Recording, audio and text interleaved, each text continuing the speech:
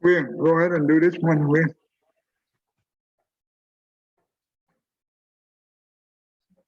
Namo Fundamental Teacher Sakyamuni Buddha. Namo Fundamental Teacher Sakyamuni Buddha.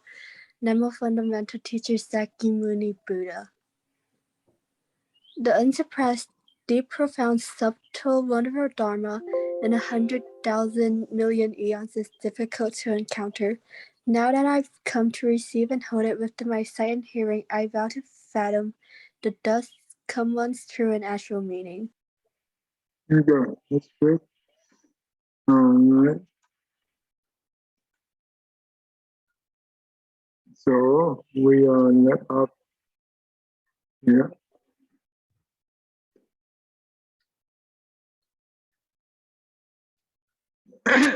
Okay, so we already go over the polarized thinking. That means all or nothing, or black and white thinking. That means it's no black or white thinking. That means it's either one.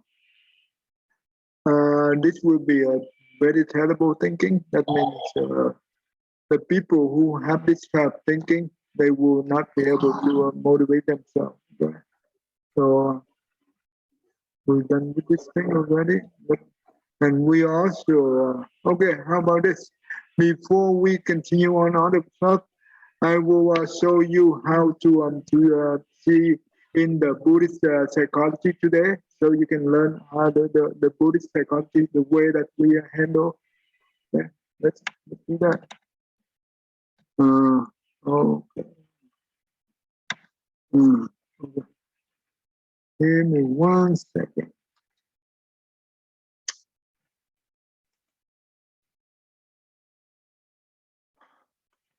Okay.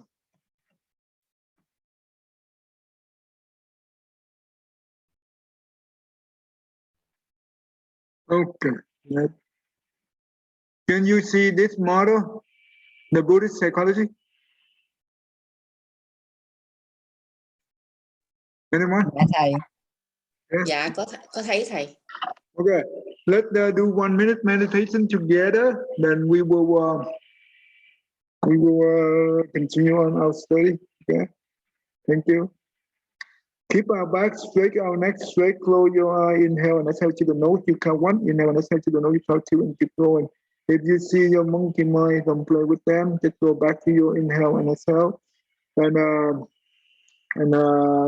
don't hold your breath and do it naturally, if you could. And just if you lose track of your counting, start from 1. Okay. All right. 1, 2, 3. Start it. You can sit still.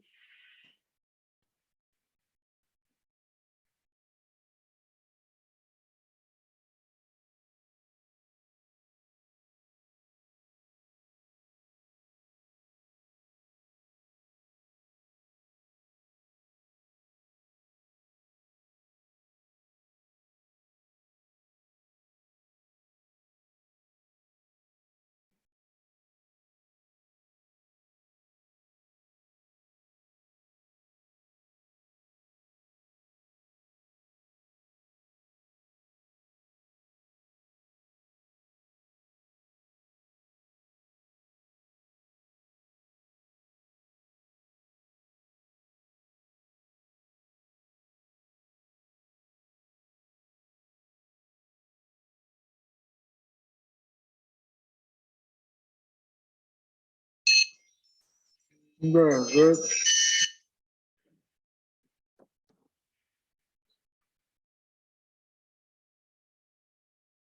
All right. Kevin and Vivian.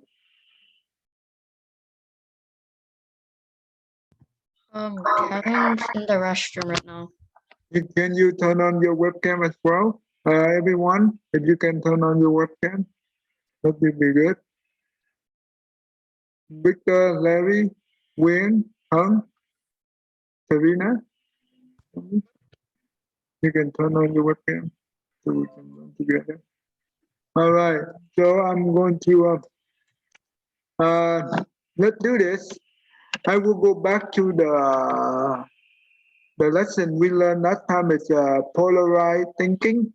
Then I will apply the Buddhist psychology. How do we handle this thing? Okay. Let's see how we can handle it in the correct way. So, because the polarized thinking is always look, this is the one who want to be perfect, right? We call it perfectionist. Remember, in this world, there's no such thing is called perfect, okay? So let's look at maybe, okay, let's look at the first one. Your co-worker will ascend until, well, this is okay. Let's do this. You got a B on your last test, so you have failed, has been a good student despite getting only A before that. That means this student right here always get A, right? And maybe last test, he got B. And you know what? He feels so terrible. He feels so, I think he feels so upset. And just like, yeah, failure, right? That's what it means. Okay, let's go to this one right here. Now you see the Buddhist psychology. I will integrate the Buddhist psychology into the CBT. That means the cognitive, CBT to resolve the cognitive distortion. And this is cognitive distortion model. Okay, to resolve that. Okay, okay, you see this. We have 5 senses, right? That means it's eye, ear, nose, tongue, and body. And the eye contact the form. That means the form can be anything, like a house, a person, an animal, a table, or whatever an object is. We can call a form. The the the the object of the eye is the form. The object of the ear is the sound. The object of the nose is the smell. The object of the tongue is the taste. And the object of the body is the touch. Okay? So each one of these will contact this. And this is what we call the current situation or event. Okay? You see that? This is the contact. Let's say that that person, he always got A, right, on every test. The last test he gonna be when he received the result, right? He look at the paper, right? He look at the paper. That means the eye contact the test result, right? Paper, and automatically that means the mind will, that means the brain, the mind will pay attention to the paper result, right? The test result. And you know what? The um, the therefore it will trigger the feeling, the emotion, right? The feeling, the emotion at this time will be very, very upset, very sad, very angry, right? Because this is the alaya consciousness, and in the storehouse, that means in his storehouse, he always have all the A, right? He never have, well, I think he did not have any B in the past, right? But now a B come in, you know what? This also will trigger that upset, right? The emotion of anger is although arrive very quickly, very strongly, right? Become very strongly. What happened then? Okay, when it's too strong, you will see that the emotion will trigger. When you have a negative emotion, what do we have for the perception? Is that positive or negative? Let's see. Alan, Alan? When we have the negative emotion, do you think that your perception will become positive or negative? I will come up with negative. Very negative, right? That means yes. That means we will have a pessimistic, right, instead of optimistic, right? Instead of being optimistic, Right. that's what happened. Right. So then that means in this mind right here, you know what? And this is what the mind, the following perception he have is that I have failed to be in a good student, right? I have failed to be in a good student. Oh, I'm a totally failed, right? So something like that, it will form. When this thing formed right here, what happened to this one right here? When we have the negative perception or the negative thinking, okay, you will see how this works. The mind, right? Basically, the mind will control. When you see the first 5 cents right here, it represents for the eye, no, the mouth and the body. Remember, the mind it's control the mouth and the body. Okay. What does that do? It means that, well, that means our physical body it's not peace, right? It's very shaky, it's very anguished, right? And you know what? Our mouth, you know, what we do with the mouth? Tell me, what do you think? What happened if the person who have this kind of negative thought, I felt that I'm being a good student or I'm a total failure or whatever, what do you think the physical body will do? The mouth and the body.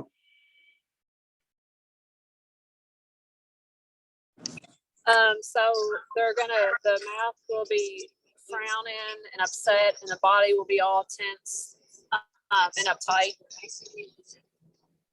Mm-hmm. Okay, and the mouth, you know what? We also, you know, that sometimes this person here, they keep repeating over and over the same thing. Why I gotta be? Why? I should not have it be. I should get an A, right? I should get a. He keep repeating over and over again for this thing. Okay, over and over again. That's why it will make this person to become very, very depressed. They call the English word they call the rumination, right? Tell me, did I use the word correctly? Yes, that's correct. Yep. Rumination, that means the person keeps saying the same thing over and over again. Yeah, and you know what? When this will happen, this person have no motivation to move forward, and he easily give up, right? He easily give up. So this kind of thinking is very, very dangerous. Don't ever ask for perfect. Okay, so for the same thing, how do we convert this thing into positive, right? Well, we go back here.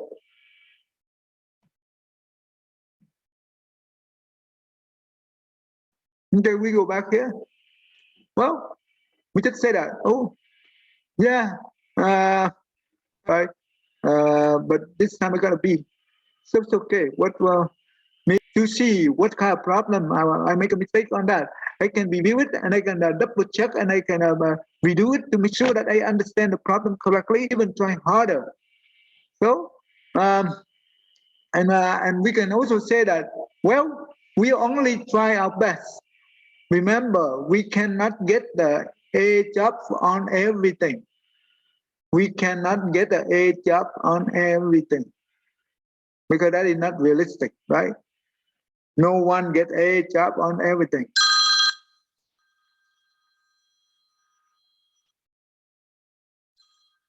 Just give me 1 second. Yeah.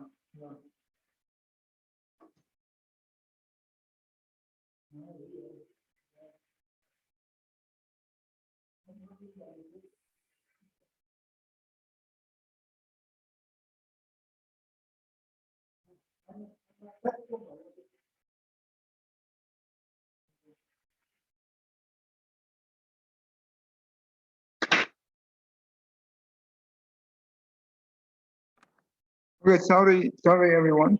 It's urgent call. Okay, so then this okay. Now go back to our model here, right? Well, let me. Okay, let's do this. The I, when this student here received the test result, right? That means the I contact the result, and the mind also pay attention to the result, right? The same thing, no different.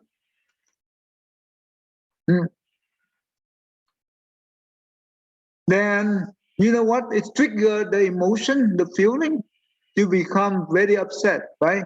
Become very upset, and that means very upset. That means it's not happy. He get the feeling of upset or anger become very strong, very strong. Okay, then at this moment, if we be able to realize that, because when we get angry, we can feel the heat on our face, right? Because the face become very hot, and the hand that we holding the fist is shaking.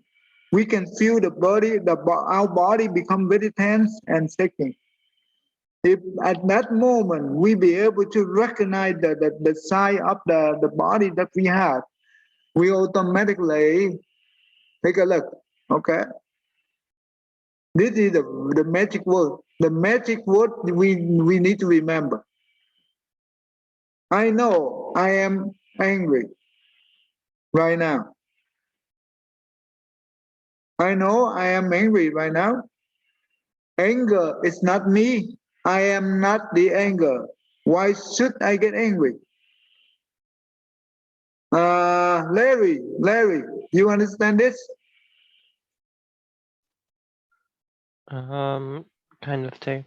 Okay, let me write down here so you can understand what's going on here. Okay.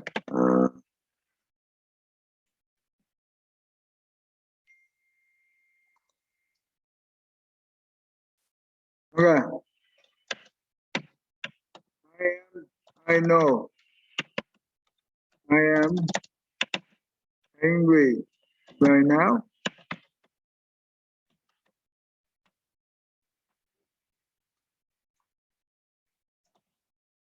Anger is not me. I am not the anger. Why should I get angry? You understand this, Serena?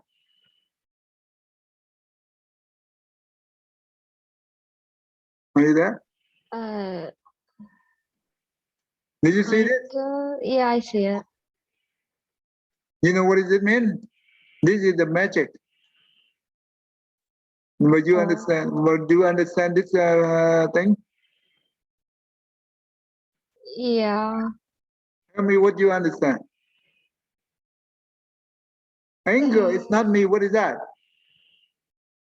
Basically, anger isn't me. Okay. I don't. Okay, tell me. Can you help them to explain this thing for them? So that's just disattaching from your feeling. So anger is a feeling. It's not who you are or what you are. It's just what your emotions are feeling at the time. So it's a type of awareness. So I'm aware that I'm angry, but I'm not the anger. So it's just the feeling that I'm having right now. And then when you can have that awareness that can slow you down and make you realize that this is just a feeling, this is just emotion, and emotions change. And so I won't feel angry all the time. I'm not the anger, and I can step away from the anger. And then it's easier for you just to kind of calm down at that point.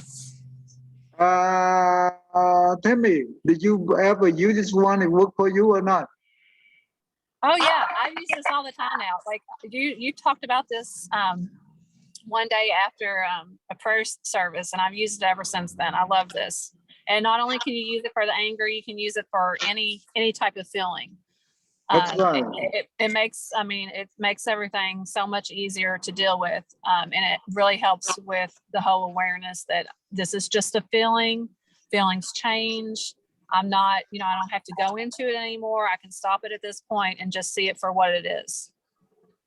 Oh, wow. May I ask a question? May I Yeah, ask a question? yeah, sure. I'm learning this. So I look at these 4 sentences as also a person living in denial, not admitting that he or she has an anger problem. So that's how I look at it. When you say the person, you look at this thing as a person denial, is that what you're saying? Yes, living in denial, saying that I don't have, you know, an issue because it's not me. Yeah. No, this is not this is not this one right here. The way you would it, the way you should understand. Okay, I know I am angry right now. That means we acknowledge we are angry, right? We acknowledge that we are angry right now. That's good, right? That is not denial. That is not denial. Anger is not me. Right there. Right there. That's the second one. No, I am not the anger. Why should I say that? Because anger is just the feeling. The feeling come and go, right? It's not you. If the feeling is us, that means it always stay with us for the same feeling all the time. Do you think that? Do we think that the feelings stay with us all the time? No. No, because it's come and go, right? It's impermanent, right? It's not permanent. It's impermanent. Therefore, anger is just a feeling. It's come and go. It's not me. It's not you, right? Okay. Anger is not me. I am not the anger because we acknowledge it's just a feeling. Why should we attach with? Therefore, why should I get angry, right? Because it's not me. I should not get angry. It's just a feeling. Does it make sense? Yes. This is very important. I say this model for many people, young and old. They use this one wonderful. They use this one for everything, not only the feeling, also the fear. The one I remember very well. One lady she told me that she use this one right here for the fear. She always have the fear, right? Fear of everything. We call the phobia. Phobia. Do you know what is phobia, right? Yeah. Yes. Yeah, right? Fear, scaring of everything. Yeah, phobia, that means you're scared. But especially for the COVID, right? She feared germ phobia. That means every time when she go out or whatever she touch, she keep washing her hand, right? Washing her hand all the time. That is not normal. Okay, this is what we call the phobia, germ phobia. And you know what? When she used this model here, she said that I know I am fear right now. Okay? Fear is not me. I am not the fear. Why should I get fear? Because fear is just the feeling. Does it make sense?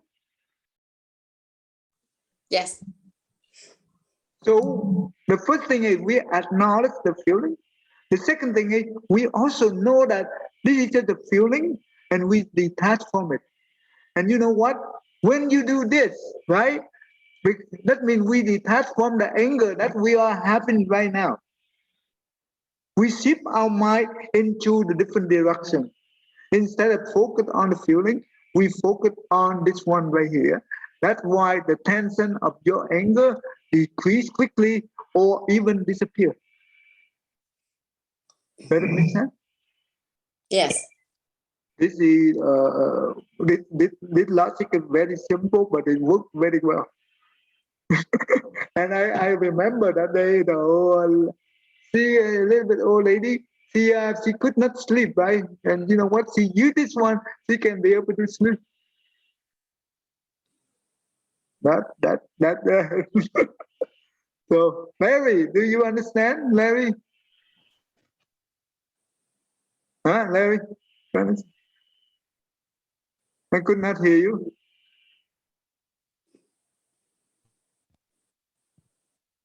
Somehow I cannot hear you. Serena, you understand, God? Yeah. What do you tell me? What you understand?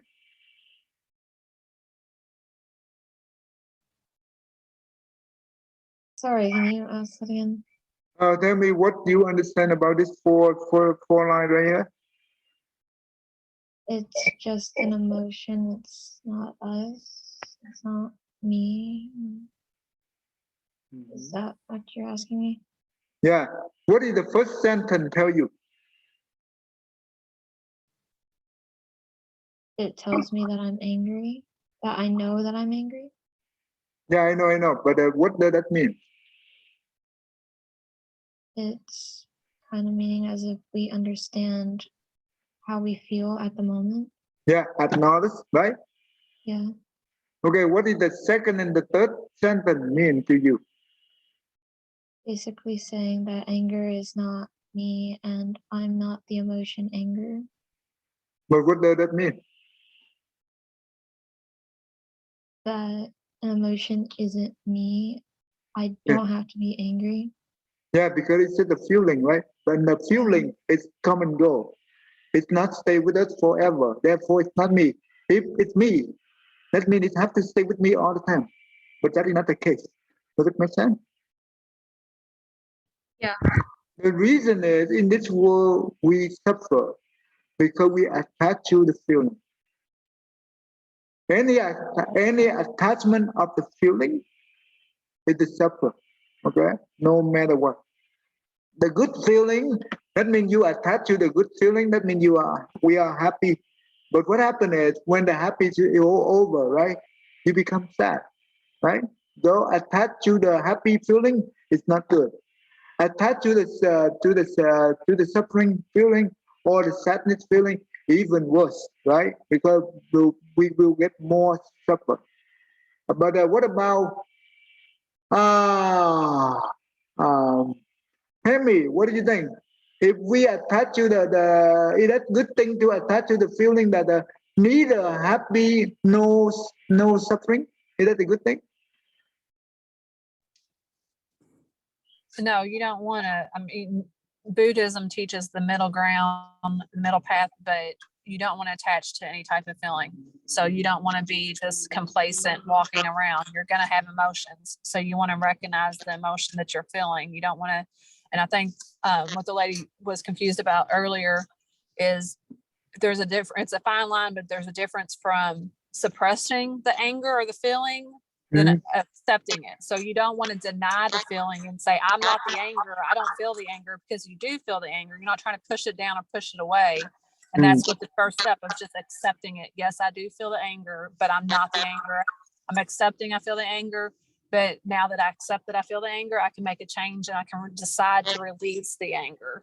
And the same thing would be just to always be kind of not being happy, not being sad. I mean, you don't want to cling to just being complacent and walking around kind of like zombies. Like, you want to accept that you are having different feelings. Well, if the people who do the meditation, they come to the point that they don't have any kind of attachment to the happy feeling or no to the suffering feeling or whatever. Is that good when you do the meditation? So yeah, so this is funny. The first time I went to the temple for meditation, the monk showed me this bell, and he swung it, and it went back and forth. And he showed me, you know, one side's happiness, one side is sadness. You want to fall in the middle where it slowed down. And I thought, oh, that's cool. That's cool for the monks and nuns to do that. That's really nice for them. And then after I kept coming, I realized that they were talking about all people, like lay people too, to do this. And I got mad at first because I thought, well, you can't have my happiness. You can take the sadness and the suffering, but don't try to take my happiness. Like, I want that. But then the more and more I realized the reality of it is if you get a feeling of being so happy and elated, eventually you're coming down from there. And hopefully you come down to the middle. But if you come down from elated to sad, like, it's a huge swing. So being able to stay in the middle all the time is better. Nobody's trying to take your happiness. It's just a better way of being because it's more consistent. And, you know, swinging from sad, extremely sad to elated is nice, but eventually you always are going to come back down, and it's really hard to come back down. Actually, it's the state of neither happy or no sad or no suffering is not good, because because what does that mean? It means that we do not acknowledge the feeling, right? Just like you said. And secondly, when we in that state, we have no motivation. No motivation, and that's not good either, right?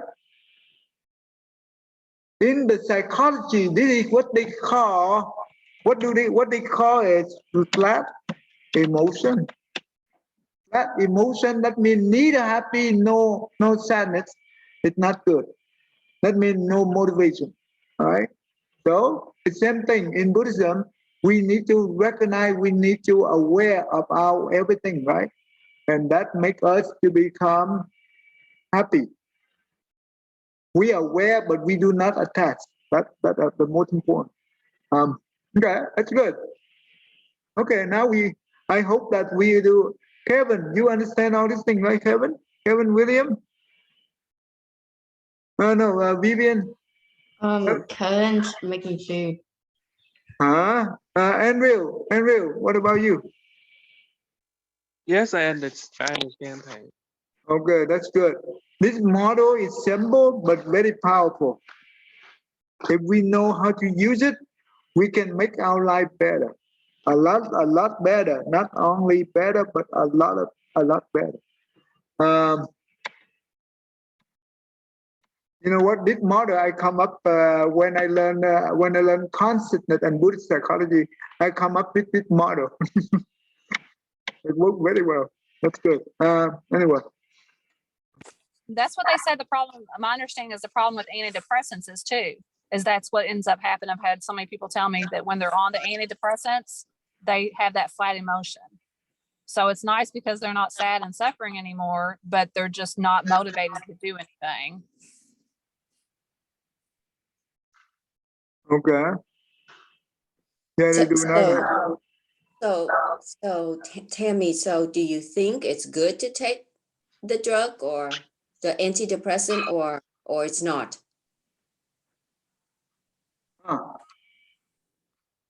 Okay. I think, in my opinion, it's kind of a Band-Aid. So for some people that's necessary, especially if they're going through something really hard, but it's not something that you want. If you have to take it, like, there's no shame in that, but it's not something you would want to do on a consistent basis. And certainly Buddhism would say not to do that, because you want to be in control of your mind and in your emotions. And that's what all these classes that I've been taking through the temple have taught me, is really how to control my mind and be aware of my emotions, so that stuff like that's not necessary.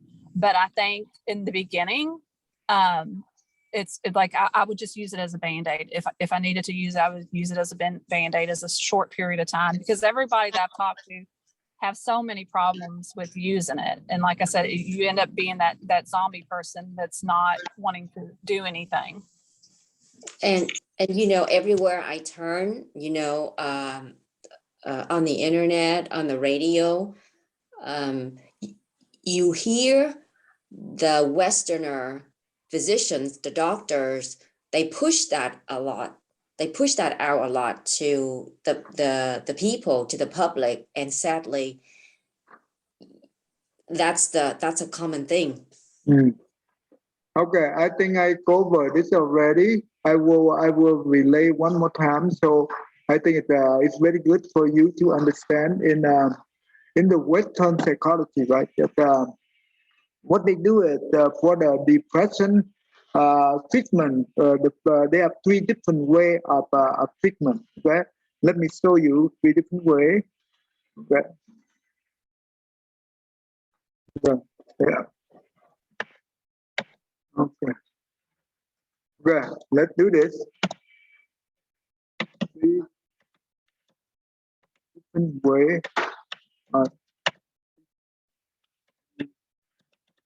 on depression. Okay, the first one is anti-depressant medication. Right. Second one is psychotherapy.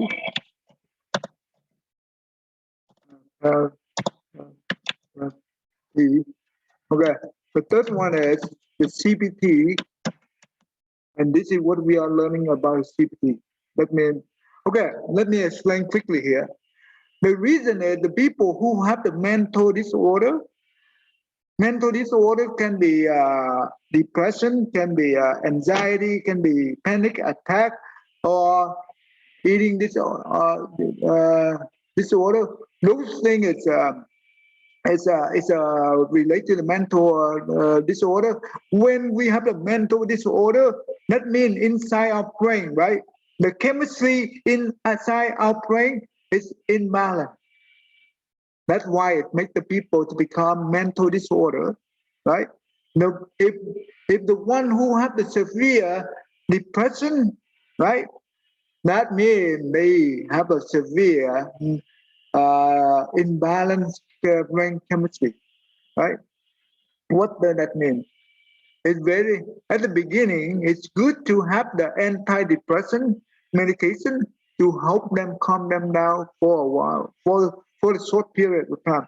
But don't, because the antidepressant medication is not the solution to the depression. Never. The more we take, the worse it gets. Okay? It's not good.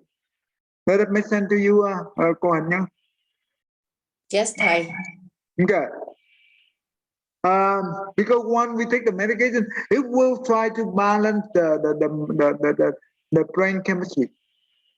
The psychotherapy, the second method they use it. That means the patient come and visit the professional, right? That means psychologist or psychiatrist, and for for let's say a few months, every week they need to see the psychiatrist for 1 or 2 times or whatever, depend on.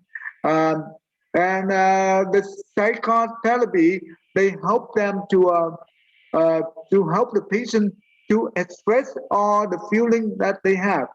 So in order to understand the patient, the psychologists need to psychologists they need to be a good listener. Okay, they need to understand from the patient mind as well as the feeling. And you know, but based on that, they will be able to integrate different techniques to help the patient. But this one right here is better than the antidepressant medication. Psychotherapy can also use the antidepressant if they need it, but usually they do not. But the third one is they call cognitive behavior therapy. Cognitive behavior therapy. What does that mean? The psychologists, they be able to understand that every problem from physical problem to the mental problem, it comes from the mind. Come from the mind. That's why we call cognitive distortion. Cognitive distortion, it means the problem comes from the mind. This is what the Buddha taught us more than 2,500 years ago.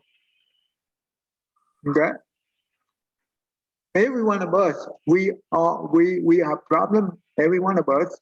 That's why problem, because we attach to our feeling, we attach to our body, we have too much attachment, right? Therefore we suffer. This is also the sign of the sickness. Okay? Therefore, the Buddha Dharma represent for the medicine, right? The medicine.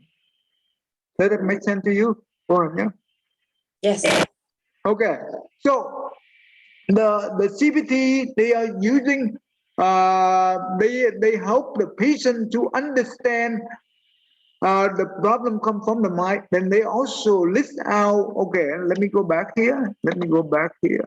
Let me go back, because we already learned about this thing already. So I just go back here and quickly go to here. They help us to understand. Okay, they will be able to categorize at least 16 different type of cognitive distortion. That means 16 different type of error thinking. Error thinking. When we're talking about the error thinking, that means the negative thinking or the pessimistic thinking, or all those thinking because we attach to the ego, we attach to the self. Okay? All right? Therefore, now we are study to each one of this with each one of this with many different example. We try to understand all those thinking and how do we transform or convert it, the negative thinking into positive thinking. And that's what we did last 2 weeks, right? Last week and the week before, I guess. And now I'm using the Buddhist psychology to integrate it into this model so you can see the Buddhist side. How do we do it in the Buddhist view? This is important. Okay? And in the third method right here, the CBT here, it's very important. They in the CBT method, that means psychologists, they using the CBT method, they integrated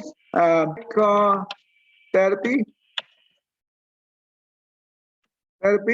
plus the self-help. What is the self-help? That means when the patient come and visit the psychologist, right? But in the meantime, before for the next visit, the psychologist, they give the menu called the self-help. The menu is called I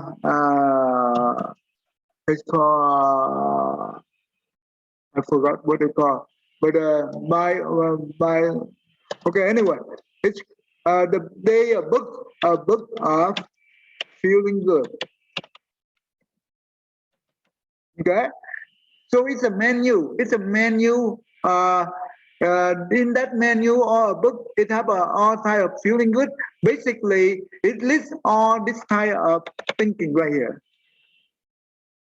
It lists a lot of this type of thinking, and with each one of them, a list of example help them to when the patient at home, right? They have the negative thinking. They see it, which one it belongs to, and you know what? And after that, okay, let's say that it belongs to this one, and they see how do I transform that thinking into positive, right?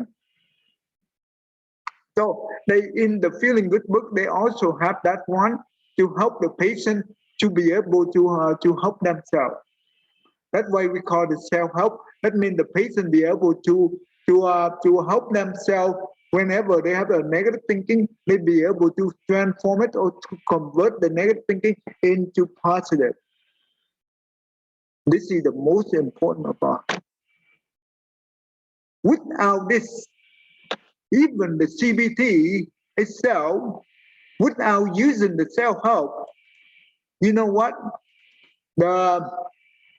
It's not easy to help the depressed patient to recover.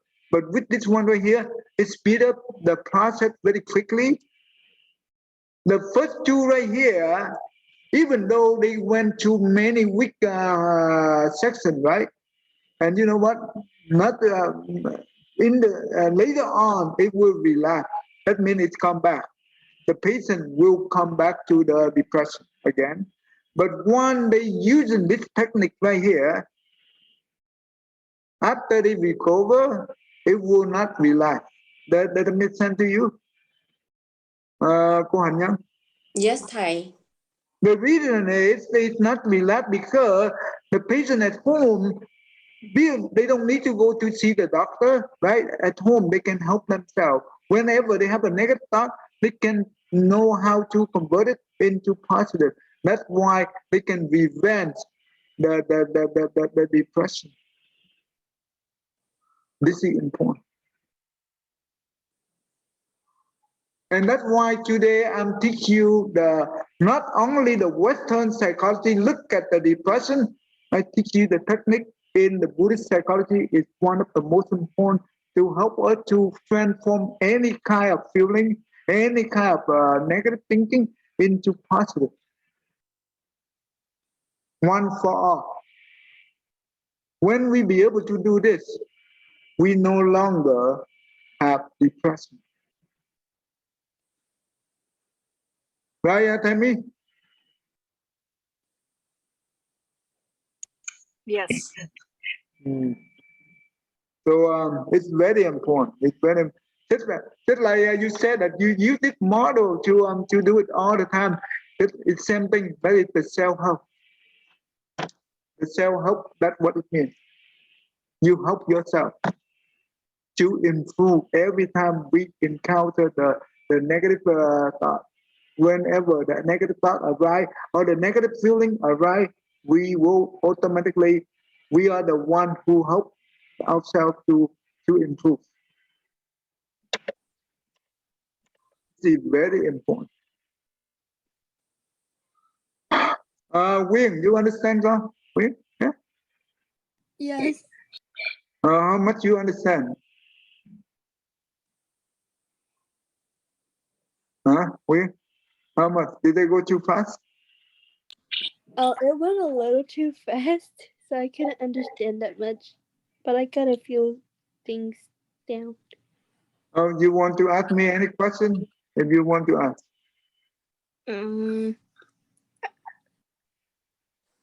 I don't have any questions yet. Anyone have you have any question? Let me know. I can help you to answer it if I could. Okay, this is very beautiful teaching. Okay, Serena, you understand so far? Yeah. Pretty decently, yes. How much you understand from percentage? 50%, 60%, 70%? 60%. Oh. Which one you are not sure? You can ask me. I will help you to understand. I'm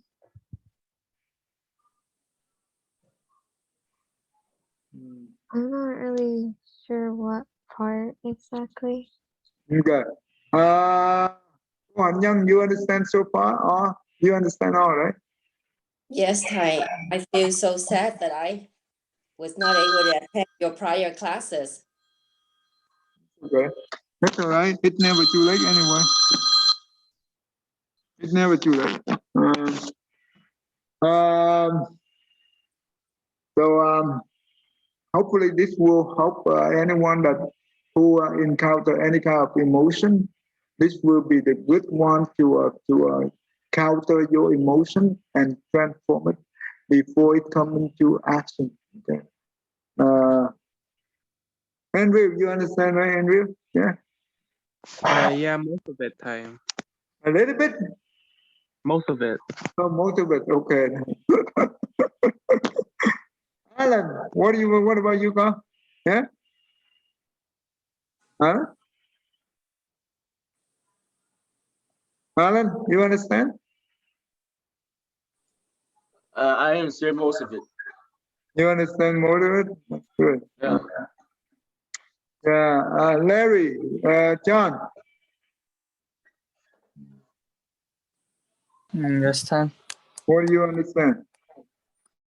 I'm not really sure because I kind of joined late, so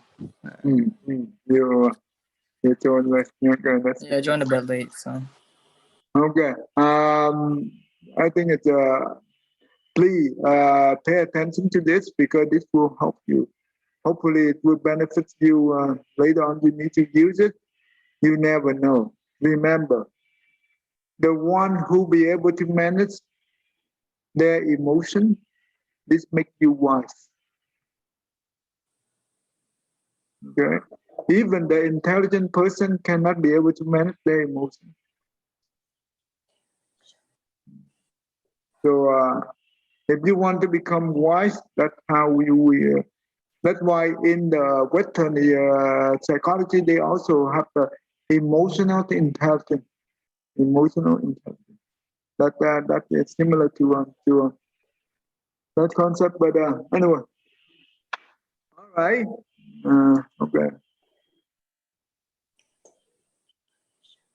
Yeah. Cognitive behavior therapy. That's correct. Thank you. Oh,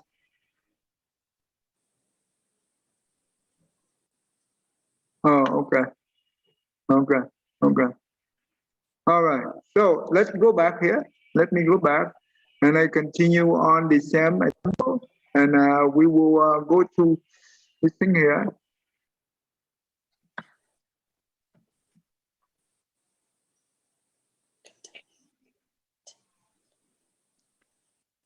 So let's say that when that person have the test score, right, the test result, the eye contact, the test result, right, and the mind pay attention to the test result. That means B, right? This one is B. It would trigger the emotion. That means the emotion of upset or anger arrive very quickly, very strong, right? And you know what? It will control the mind. It's about to control the mind. But at this time, we be able to recognize our body, like the face, the face. That means the heat of the face become very hot, right? And the body very tense, and the hand you holding the fist and it's shaking, right? When you be able to recognize it, the first thing you need to do, you just say this. This is the magic word. You need to say it. When you be able to say it, you'll be able to decrease your anger tension very quickly that you don't even know. Yeah. You just say that, I know I am angry right now. Anger is not me. I am not the anger. Why should I get angry? Because it's a feeling. When you say this, that means you shift your focus instead of the mind is on the anger right now. When the mind on the anger becomes strong. But when you shift the anger, the mind, right, focus on this thing, on this statement right here, that means your mind is not on the anger. Therefore, the anger tension will decrease very quickly. Very quickly. It's even disappear. It's even disappear. And you know what? You have to practice every time when you encounter the anger. It's not only the anger, you can use it for any kind of feeling, fear, whatever, right? Uh, um, and and the next thing is, now we come back to this example. We come back to this example. We say that, oh, I have studied so hard, but I still got a B. It's okay. I will go back and look at the problem, the one that I got wrong. I will review it. I will restudy and make sure that I understand the problem correctly and be able to solve that problem. And I will study harder next time.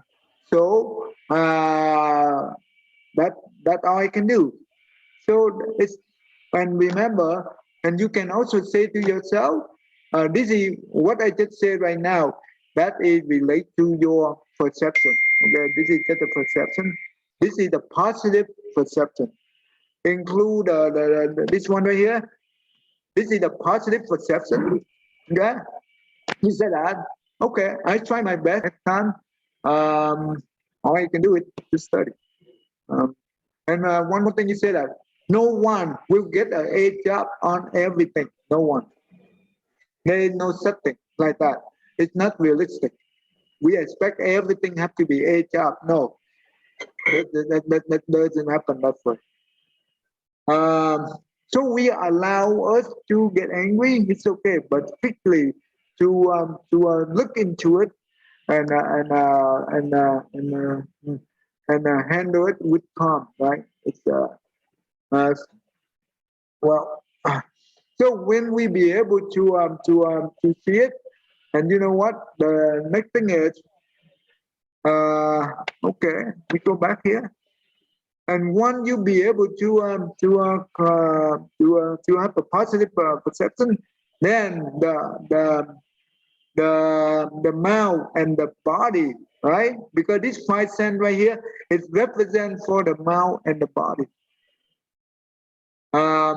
So your body will less tense, and your mouth will less rumination, and your body is less anger, right? Or even the anger is disappear, and your body will be at peace. This is important. And you know what? And we will not complain, right? When the person is at peace, they will not complain. But when the person is not at peace, they always complain. That's what we call the rumination. Okay? They keep saying the same thing over and over again. That is not good. So, did you see the solution, go Hanyang?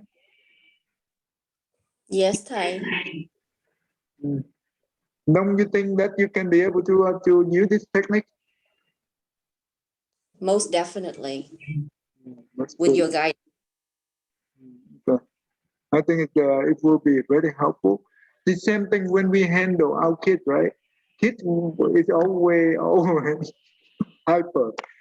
Tell me, can you share us about your kids? They always very active, right? Yes, they're very active. So I got a 6-year-old and a 3-year-old. They're very active. And now my 6-year-old is always right and I'm always wrong. So that's a new development. So but it's not worth arguing with like that. That's fine.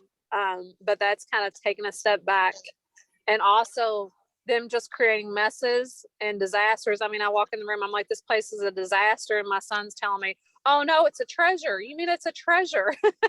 But just having a lot of patience and not letting the anger get to me.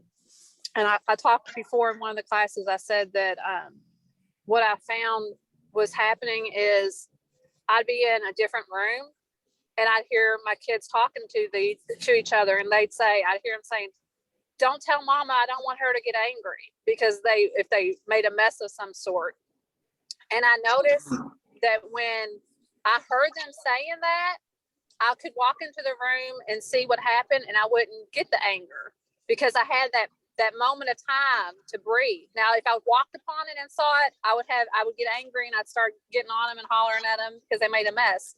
But if I had that pre-warning where I heard them, because then it wasn't like a disaster I had to take care of right away. I had a few minutes. I could sit where I was sitting for a few minutes, take my time, and then, was prepared for it. But I noticed those times when I would go in there after I heard them talking to each other, saying, don't tell mama, I don't want her to get mad. My little daughter that's 3 years old, when I walked in there and I would just walk in there and clean up whatever needed to be cleaned up. And she'd go, Mama, why aren't you angry? Mama, why don't you not like me? And so it's like she noticed that I wasn't getting upset with them. And she was looking for me to get angry. And then I had to think to myself and accept, I don't like this. I don't want my kids, especially such a young age, saying, don't tell mama, I don't want to get her angry. And so I had to really learned to, and I'm still working on it, to kind of monitor my behavior. Like I don't need to get upset all the time at them. If something happens, like I thought I was showing them that if you do that, then people are going to get angry at you. I thought I was teaching them kind of a lesson, but that's not necessary. I don't need to do that. Instead, what I was teaching them was, don't tell mama we don't want to upset her. So it's really helped me to kind of step back and change my behaviors, because just because that's what I was taught as a child, you know, that's what parents do. I don't have to do that. So I don't have to get angry with them if something happens that I don't like. I can just really, you know, be okay with it. And then hopefully as they grow older, they'll be more willing to come to me with stuff that's really an issue. I don't want to scare them off at a young age. Usually the parent and the children in Asian, right? In the Asian culture, the parent always using the parent authority, right? And you know what? When we are if we see our kids as our children, that is the distance right there. Because the distance between parent and children, right? And the parent always use authority. That means they always yell, they always punish, they always do this and that to punish the kid. The more we do that, the more problem we get. You know, Thầy and Tammy, I have a 9-year-old and a 6-year-old boys, and I'm going through the same thing you're saying. I'm ready to give them away to the temple. Yeah. So, but what we can do, when we teach our children, we treat them just like our friend instead of our children. Because when you treat the children just like your friend, that means this is the way I remember. I show you guys the video that the father who lost his son, right, from the to the commit suicide, right. After that one, he learned a very harsh lesson, right?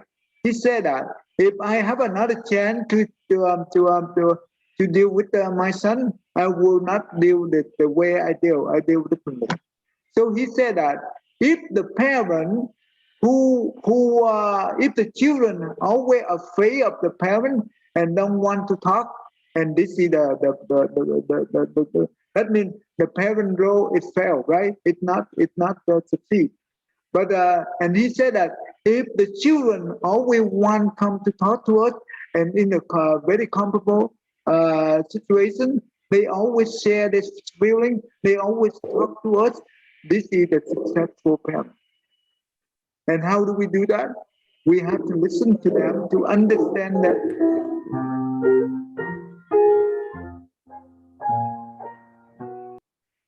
To understand their feeling, and we need to treat them just like our friend, so they can come and talk to us.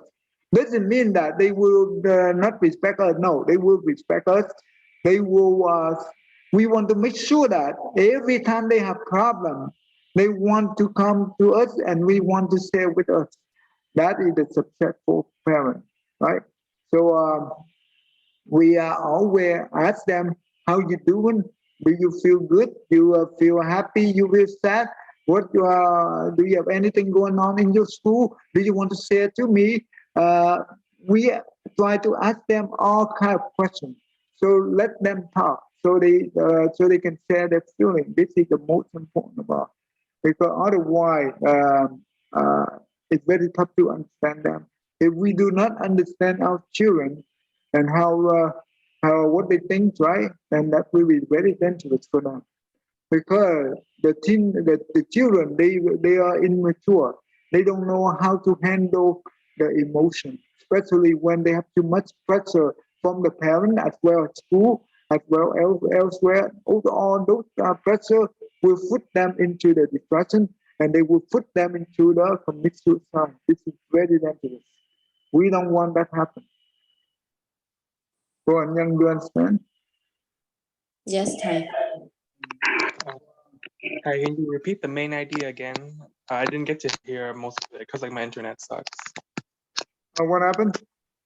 Can you repeat the main idea again, Thầy? I didn't hear it. Okay, as the parent, usually we look at the children as our children. If we do, that will not be the good thing, because what happened is that is the distance right there, right?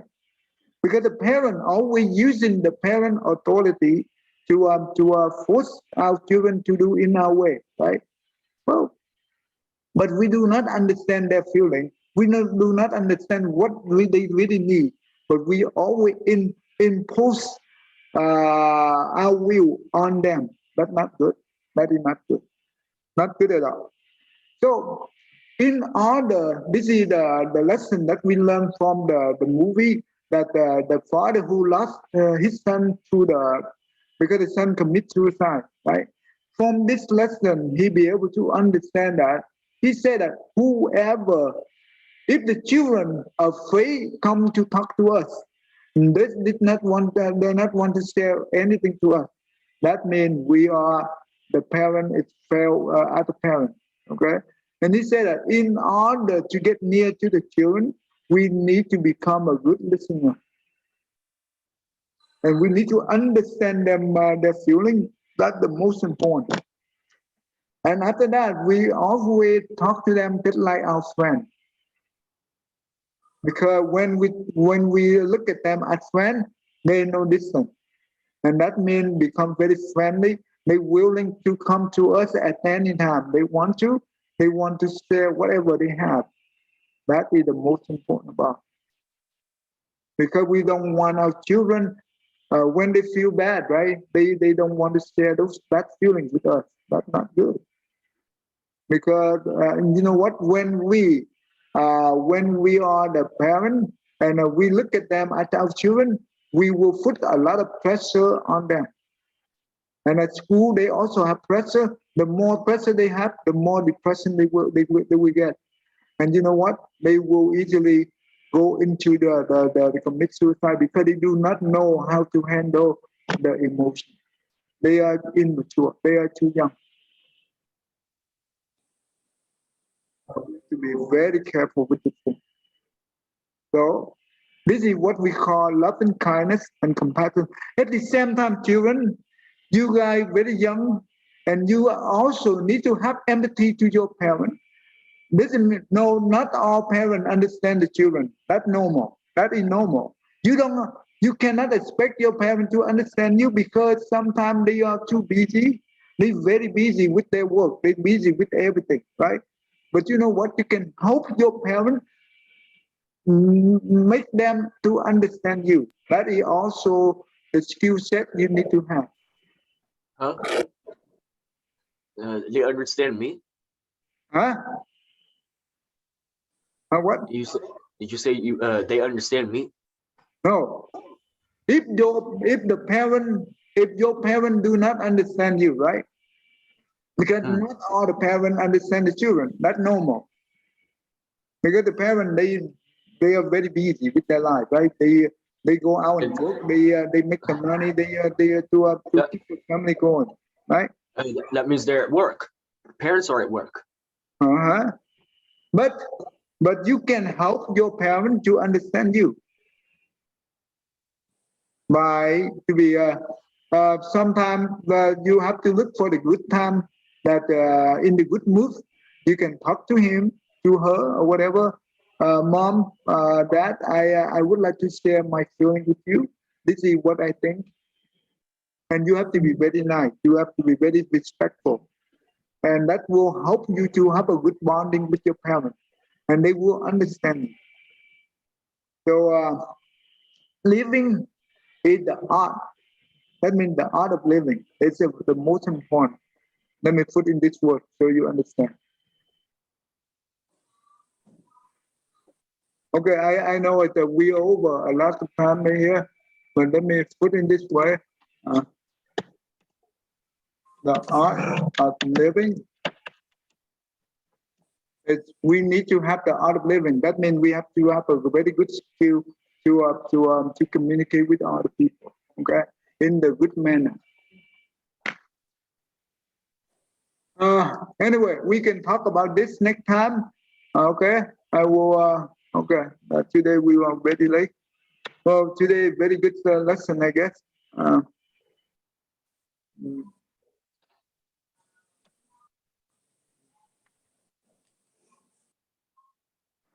Okay, Serena, go ahead and read this one. Go. May every living being, our minds as one and radiant with light, share the fruits of peace with heart of goodness, luminous and bright. If people hear and see how hands and hearts can find in giving unity, may their minds awake to great compassion, wisdom, and to joy. May kindness find reward, may all who sorrow leave their grief and pain. May this boundless light break the darkness of their endless night. Because our hearts are one, this world of pain turns into paradise. May all become compassionate and wise. May all become compassionate and wise. Okay, thank you. So when we're talking about the loving kindness and compassion, it will be in two directions. That means from the parent to the children, and from the children to the parent. Okay. So the loving kindness is make sure we understand each other. All right. All right. Thank you. Thank you, Thầy. Over. Okay. Beautiful, okay. Thank you, everyone. Thank you. Hey, you hear me play piano? I play piano too. You do? Wow. Very good. Very good. Yeah, Thank you. you good at the piano? Yes. Oh, that's good. That's really good.